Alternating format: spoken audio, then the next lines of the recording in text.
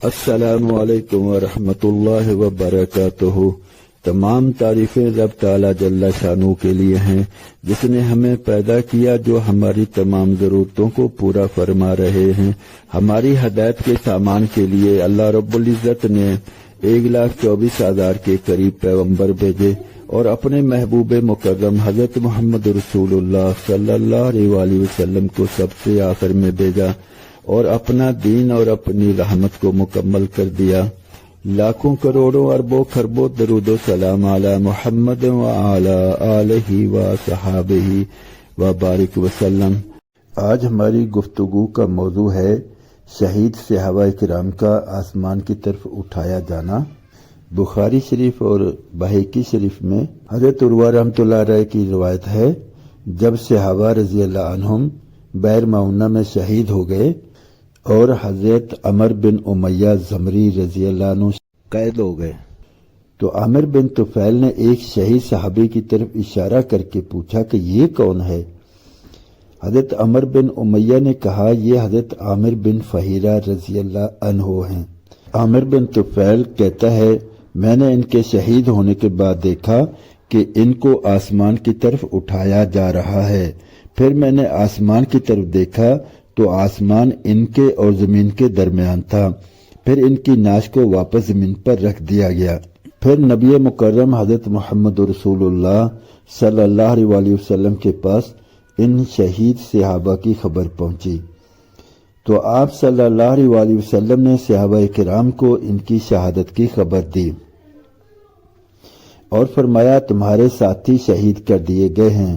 انہوں نے اپنے رب سے یہ سوال کیا، اے ہمارے رب، ہمارے بھائیوں کو ہماری خبر کر دے اور یہ بھی بتا دے کہ ہم تجھ سے راضی ہیں اور تو ہم سے راضی ہے۔ اس طرح نبی مکرم صلی اللہ علیہ وآلہ وسلم نے صحابہ کو ان کی خبر دی۔ ان شہید ہونے والوں میں حضرت عروہ بن اسما بن سلط رضی اللہ عنہ اور منذر بن عمر رضی اللہ عنہ بھی تھے۔ حضرت زبیر بن عوام رضی اللہ عنہ نے اپنے ایک بیٹے کا نام عروہ اور دوسرے کا نام منذر رکھا۔ نے ذکر کیا کہ حضرت عامر بن فہیرہ رضی اللہ عنہ کے قاتل جبار بن سلمہ کلابی تھے۔ وہ کہتے ہیں، جب میں نے انہیں نیزہ مارا تو انہوں نے کہا، رب کعبہ کی قسم میں کامیاب ہو گیا۔ میں نے بعد میں پوچھا کہ یہ قتل ہو رہے ہیں لیکن یہ کہہ رہے ہیں کہ میں کامیاب ہو گیا، تو اس کامیابی کا کیا مطلب؟ لوگوں نے کہا، وہ کامیابی جنت کی ہے۔ میں نے کہا، انہوں نے سچ کہا۔ پھر میں اسی بات پر مسلمان ہو گیا رضی اللہ عنہ۔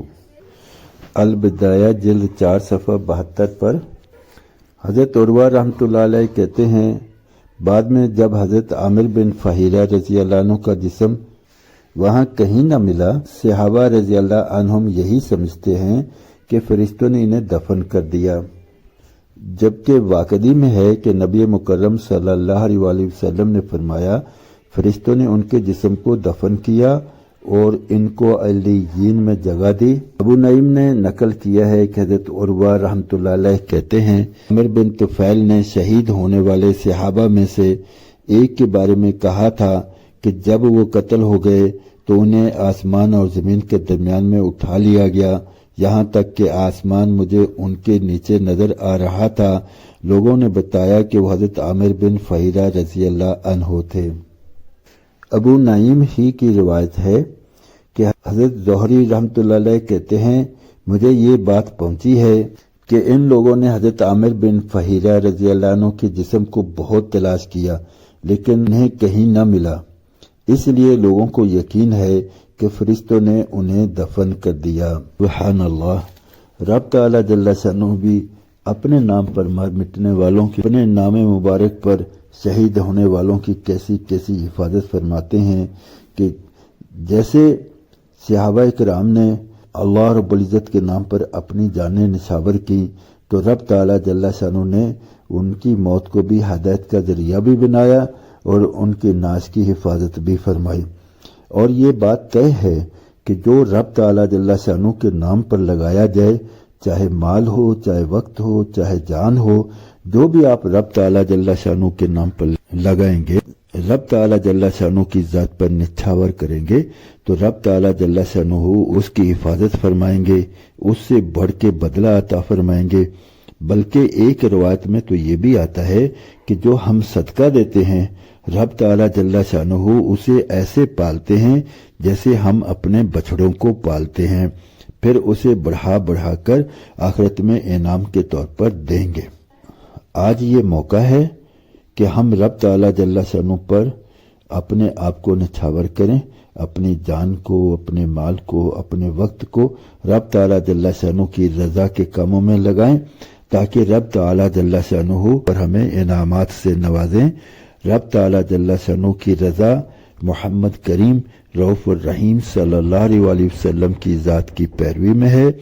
जो नबी मुकर्रम सल्लल्लाहु अलैहि वसल्लम की कामिल पैरवी करेगा रब ताला जल्ला शानहू उसको अपना महबूब बना लेंगे और उसके गुनाहों को माफ़ फरमा देंगे और उसको बहुत बुलंद रुतबे अता फरमाएंगे। गुजारिश है इन बातों को अपने दोस्त अहबाब अजीज़ व अकारब तक पहुँचाएँ, उनको भी नबी मुकर्रम सल्लल्लाहु अलैहि वसल्लम की ताबेदारी के लिए तैयार करें।